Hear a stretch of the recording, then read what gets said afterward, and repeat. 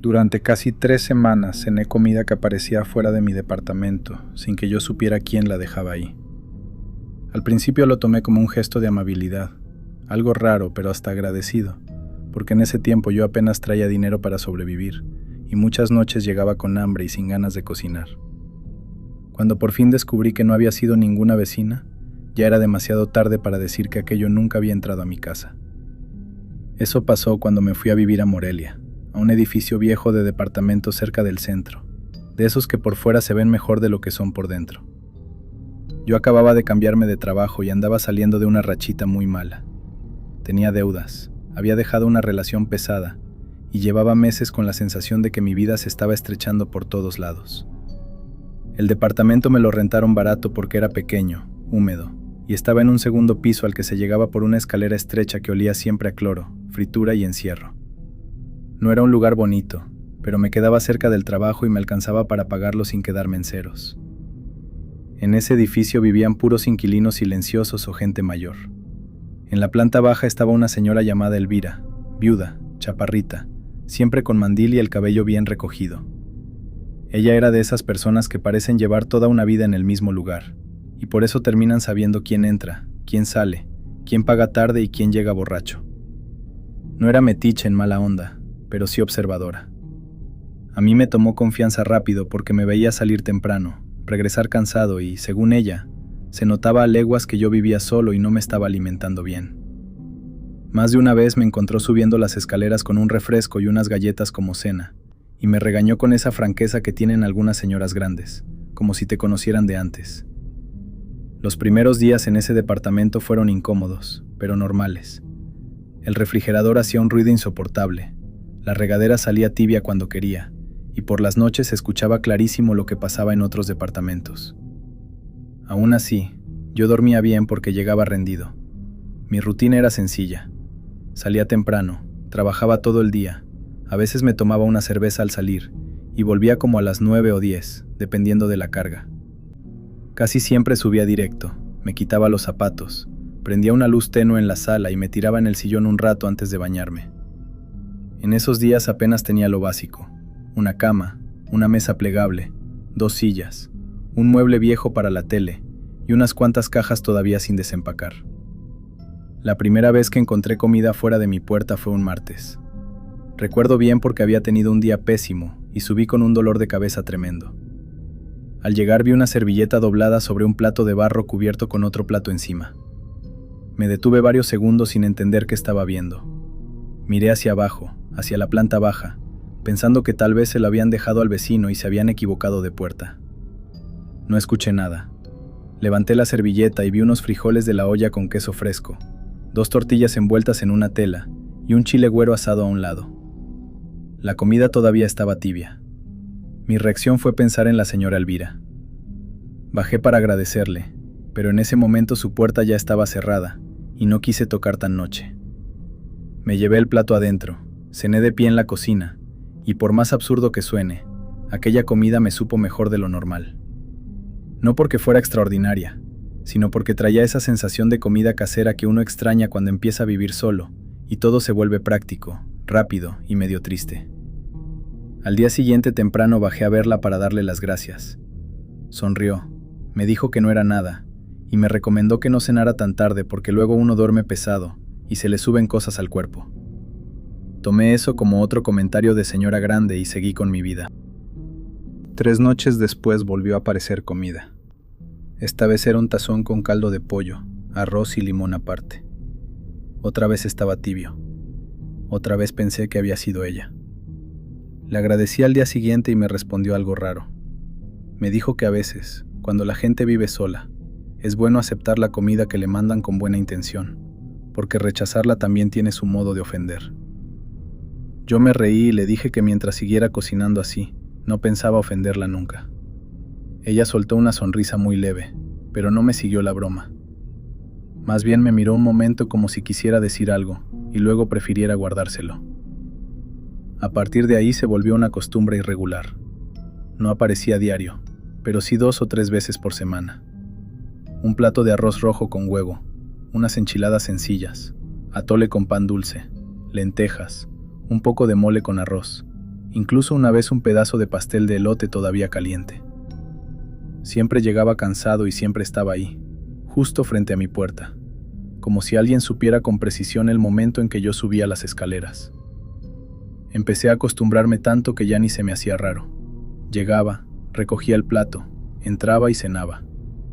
Algunas noches incluso sentía cierto alivio al ver que había algo esperándome, porque significaba no tener que ponerme a cocinar ni salir otra vez a buscar comida.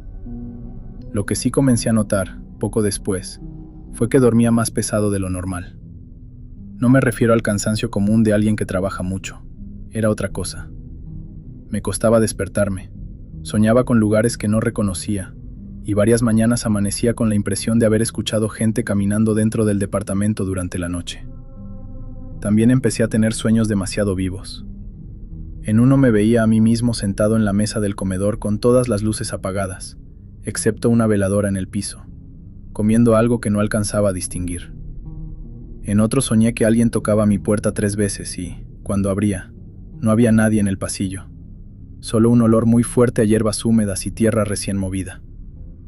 Todo eso me inquietó, pero no lo suficiente como para relacionarlo con la comida.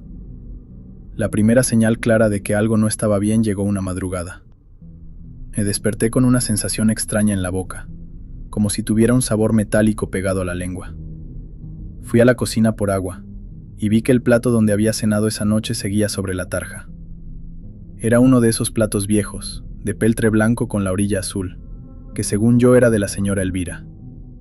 Lo raro fue lo que encontré debajo, porque al levantarlo vi que alguien había puesto 3 granos de maíz en forma de triángulo, y, debajo del triángulo, un mechoncito de cabello amarrado con hilo rojo. Me quedé viéndolo sin entender qué relación podía tener una cosa con la otra. Mi primera idea fue que se le habían ido cosas mezcladas por accidente, o que yo estaba medio dormido y no estaba interpretando bien lo que veía. Tiré todo a la basura, lavé el plato y traté de olvidarlo. Al día siguiente bajé a preguntarle a la señora Elvira si esos platos eran suyos, para devolverlos todos juntos ya limpios. Ella me respondió que no usaba platos de peltre desde hacía años, y hasta me enseñó los suyos, que eran de melamina color crema. Yo pensé que me estaba haciendo una broma. Le recordé los frijoles, el caldo, el arroz y todo lo demás. Su expresión cambió tan rápido que se me borró la sonrisa. Me dijo que sí me había dejado comida 2 veces, cuando recién llegué, porque me vio muy desorientado, pero que después dejó de hacerlo porque no le alcanzaba para andar alimentando inquilinos. Le pregunté entonces quién había seguido subiendo platos a mi puerta, y me respondió con una pregunta todavía peor. Me dijo si yo había estado comiéndomelos. No supe qué contestar. La señora me hizo pasar a su casa y cerró la puerta. Recuerdo perfecto el olor a café recalentado, alcanfor y sopa de fideo. Me sentó en una silla de la cocina y volvió a preguntarme cuántas veces había comido de esos platos. Le dije que no sabía, que tal vez unas 6 o 7, quizá más. Negó con la cabeza y se persignó. Luego me explicó que años atrás, en ese mismo edificio, había vivido un muchacho en el departamento de arriba, en el que estaba junto al mío. Era albañil, vivía solo, y según contaban, empezó a aceptar comida que le dejaban sin saber bien quién se la mandaba. Al principio se veía normal. Después empezó a bajar descalzo en la madrugada, a hablar solo en la escalera, y a sentarse en el patio mirando fijo hacia el lavadero, como si estuviera esperando que alguien llegara. Duró así varios meses hasta que un día se fue sin despedirse y dejó todas sus cosas adentro. La versión que corría entre los vecinos era que una mujer del rumbo lo había trabajado para amarrarlo, pero nunca supieron si era cierto o puro chisme.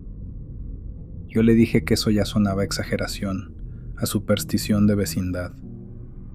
Ella me respondió algo que me dejó frío porque no parecía una historia ensayada para espantarme.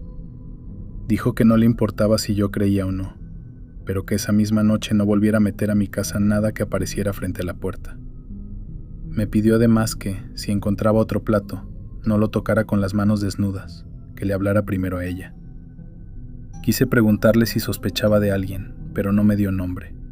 Solo dijo que en edificios viejos hay gente que se acostumbra a vivir demasiado cerca del sufrimiento ajeno, y luego aprende maneras de servirse de él. Subí a mi departamento con una mezcla de vergüenza y molestia.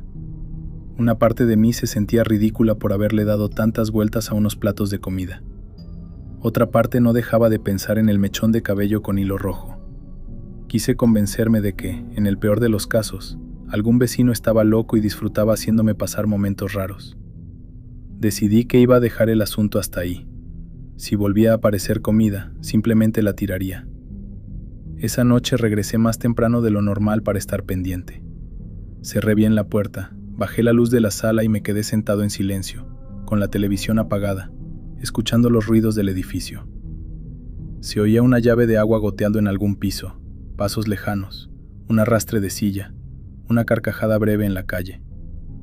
Las horas pasaron lentas. Como a las 10:30 me entró el sueño y pensé que no iba a pasar nada. A las 11:20 escuché algo justo afuera, un roce suave, como de tela o de guaracha arrastrado sobre el mosaico del pasillo. Me puse de pie sin hacer ruido y me acerqué a la puerta. La mirilla estaba vieja y apenas dejaba ver, pero distinguí una silueta detenida frente a mi entrada. No era la señora Elvira. La persona estaba demasiado pegada a la puerta para que yo alcanzara a ver bien la cara. Lo único claro era que llevaba un rebozo oscuro cubriéndole la cabeza y parte del cuerpo. No tocó, no habló. Permaneció inmóvil durante varios segundos, y luego se inclinó lentamente, como dejando algo en el piso. Quise abrir de inmediato, pero me acordé de lo que me había dicho la señora Elvira y me contuve. Esperé a que la figura se alejara. No escuché pasos descendiendo la escalera.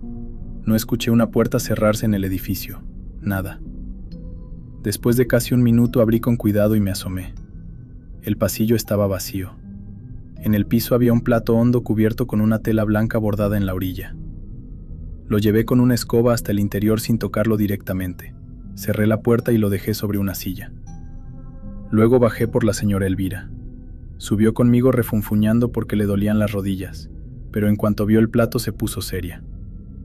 Apartó la tela con un cuchillo y adentro había arroz con leche, canela espolvoreada y una cucharita de metal clavada en medio. Parecía una cosa inofensiva, casi tierna, pero la señora no dudó ni un segundo.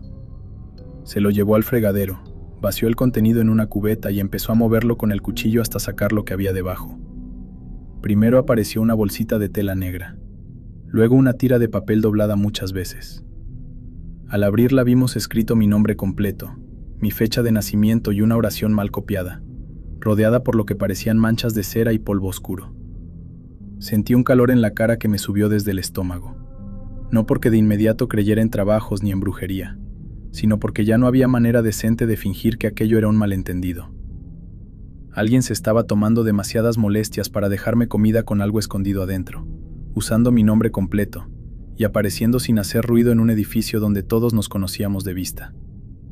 La señora Elvira me dijo que esa noche no me quedara solo. Yo no quería parecer cobarde ni paranoico, pero acepté.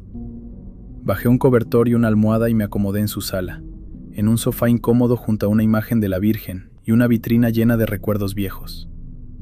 Antes de dormir, ella puso un vaso de agua debajo de la ventana, un puño de sal detrás de la puerta y una rama de ruda amarrada con listón rojo cerca del marco.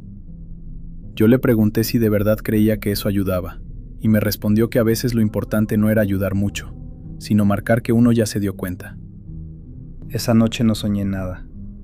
Como a las 3 de la mañana me despertó un golpecito leve en la puerta de la señora Elvira. No era un toque normal. Sonaba más bien como una uña o un anillo rozando la madera. Permanecimos en silencio. Luego vino una voz de mujer, calmada, casi dulce, preguntando si yo estaba ahí. La señora me apretó el brazo con una fuerza que no le conocía y negó con la cabeza para que no respondiera. La voz volvió a hablar. Dijo que solo quería dejarme algo para cenar mañana, que yo no debía dormirme con hambre. Siguió así un rato, sin perder jamás el tono amable. Lo más inquietante fue que parecía conocer perfectamente la dinámica de la casa. Sabía que yo estaba allá adentro, aunque nadie se lo había dicho. Después de varios minutos, el golpecito dejó de escucharse y volvió el silencio. A la mañana siguiente revisamos afuera de la puerta. No había plato. No había recado. Lo único que encontramos fue un puño de arroz crudo regado en forma de media luna sobre el tapete. Ese día falté al trabajo. Ya no por miedo, sino porque estaba furioso y quería resolver lo que se pudiera. Hablé con un vecino del tercer piso que llevaba muchos años ahí, y me confirmó algo que la señora Elvira no me había querido decir. En el departamento vacío junto al mío había vivido, mucho antes, una mujer que se dedicaba a leer cartas, a hacer limpias y vender remedios. La describió como una señora de rebozo oscuro, de mirada pesada, que recibía gente a cualquier hora y nunca duró demasiado en un mismo lugar. Según él, después de que se fue dejó muchas cosas tiradas adentro, entre ellas platos, cazuelas, imágenes religiosas y bolsitas con semillas, listones y cabellos. El departamento lo cerraron durante meses, luego entró otro inquilino y finalmente volvió a quedar vacío. Cuando le pregunté si alguien tenía llave, me dijo que el dueño y quizá el encargado, pero que nadie se metía ahí porque decían que en la noche se escuchaba movimiento. No sé qué me dio más coraje, si escuchar eso o pensar en todas las veces que había cenado tranquilo sin sospechar nada. Le hablé al dueño para pedirle que revisáramos el departamento. Al principio se hizo el desentendido, como hacen muchos caseros para no batallar, hasta que le dije con claridad que si seguía apareciendo gente en el pasillo dejando cosas afuera de mi puerta, yo me iba, y además le iba a dejar el problema armado con los demás inquilinos. Eso funcionó. Esa tarde subimos el dueño, un muchacho que le ayudaba con reparaciones, la señora Elvira y yo. Abrieron el departamento de al lado y lo primero que salió fue un olor viejo, agrio, como de humedad mezclada con hierbas secas. El lugar estaba medio vacío, pero no del todo. Había un catre doblado, una mesa coja, cajas de cartón, trastes apilados, y, en la cocina, una repisa entera con platos de barro, peltre y loza vieja. Varios eran idénticos a los que habían aparecido en mi puerta. Eso ya bastaba para confirmar que, al menos, de ahí estaban saliendo. Lo que me terminó de apretar el pecho estaba debajo del fregadero. Había una caja de zapatos llena de papeles doblados con nombres de personas, mechones de cabello amarrados, listones rojos, fotografías rotas y una libreta con fechas anotadas. Mi nombre estaba escrito 3 veces en una hoja arrancada. La señora Elvira soltó un insulto bajito y me pidió que no tocara nada. El dueño estaba más enojado que asustado porque se dio cuenta de que le habían usado el departamento vacío sin que él lo supiera. Juraba que nadie había entrado en meses, pero el agua del fregadero seguía funcionando y había restos recientes de comida en una olla. Eso quería decir que alguien sí estaba usando el lugar. Tal vez no para vivir, pero sí para entrar y salir con suficiente confianza como para cocinar o preparar cosas ahí. Revisamos las ventanas y encontramos una que daba a la azotea con el seguro forzado. Por ahí podía entrar cualquiera que conociera bien el edificio. Lo lógico habría sido llamar a la policía o cambiar chapas y ya. En parte se hizo eso. El dueño mandó poner candado nuevo, revisar azotea y reforzar accesos. Lo ilógico, y sin embargo lo más útil, fue otra cosa que sugirió la señora Elvira. Dijo que antes de cerrar ese departamento había que sacar todo lo que estuviera ligado conmigo y quemarlo fuera del edificio. El dueño se burló un poco, hasta que encontró una de mis fotos. Era una fotocopia de mi credencial de elector, claramente sacada de algún documento que yo había dejado con él al rentar. Ahí dejó de reírse. Esa noche decidimos ir a un terreno baldío a las orillas con una cubeta metálica. Quemamos los papeles donde aparecía mi nombre, los listones, las bolsitas y todo lo que la señora señaló sin dudar. Yo no voy a fingir que entendía cada cosa ni que de inmediato creía en todos esos métodos, pero estaba tan harto que habría aceptado casi cualquier medida con tal de cortar lo que fuera que me habían echado encima. La señora iba diciendo oraciones mientras el fuego consumía poco a poco el papel y el hilo. Lo extraño fue cómo olía aquello. No olía a basura quemada ni a papel. Olía exactamente igual que el pasillo afuera de mi puerta las noches en que aparecía la comida. Canela, grasa tibia, hierbas húmedas y tierra. Después de eso dejaron de aparecer platos. La parte que más me costó explicar vino unos días más tarde, cuando yo ya quería convencerme de que todo había terminado. Empecé a sentir menos cansancio, dormía mejor y la cabeza se me fue aclarando. Una noche, casi al acostarme, recordé que aún me faltaba sacar una caja de herramientas que había dejado en mi closet desde la mudanza. Abrí para buscarla y en el fondo, detrás de unos trapos, encontré una olla pequeña de barro envuelta en una bolsa. No era mía. Yo jamás la había guardado ahí. La saqué con cuidado y al destaparla vi dentro lo que quedaba de un guiso seco pegado a las paredes, junto con una cucharita de metal, 2 hojas de laurel y otro papel doblado con mi nombre. Eso significaba que alguna de las cosas ya había entrado a mi casa y se había quedado guardada donde yo no la vi, o donde alguien quería que tardara en verla. Bajé de inmediato con la señora Elvira. Apenas la vio, me dijo que por eso yo seguía amaneciendo cansado, como si nunca hubiera terminado de descansar. Quemamos también esa olla, aunque costó más trabajo y el barro terminó tronándose con el calor. Mientras se quebraba, escuché algo muy particular, un sonido breve y hueco, parecido al que hace un plato cuando se astilla dentro de un fregadero. No venía de la olla, venía detrás de nosotros, desde la oscuridad del terreno. Volteamos al mismo tiempo y alcanzamos a ver a una mujer parada junto a la malla ciclónica, con un rebozo oscuro cubriéndole la cabeza. No estaba tan lejos como para confundirla con un poste, pero tampoco lo suficiente cerca como para verle bien la cara. Se quedó mirándonos mientras el fuego terminaba de consumir el papel. La señora Elvira me dijo muy bajito que no dijera nada y no me moviera. La mujer tampoco hizo nada. Ni nos gritó ni se acercó. Solamente levantó una mano, como contando con los dedos algo que yo no entendí, y luego se dio la vuelta para perderse entre las sombras del baldío. Corrí hacia la malla por pura rabia, aunque la señora me quiso detener. Cuando llegué ya no había nadie. Solo el olor del humo y el eco del barro quebrándose en la cubeta. Nunca supe con total certeza quién era esa mujer ni si realmente vivía cerca, o solo usaba el edificio porque lo conocía de antes. El dueño dijo que investigó y que, según él, la antigua inquilina había muerto años atrás en otro estado. La señora Elvira respondió que eso no siempre resuelve nada, sobre todo cuando alguien se acostumbra demasiado a dejar partes de sí mismo metidas en las casas de otros. Yo me enfoqué en algo más simple. Cambié la cerradura de mi departamento, puse una cámara barata apuntando al pasillo, y dejé de aceptar cualquier cosa que apareciera frente a mi puerta.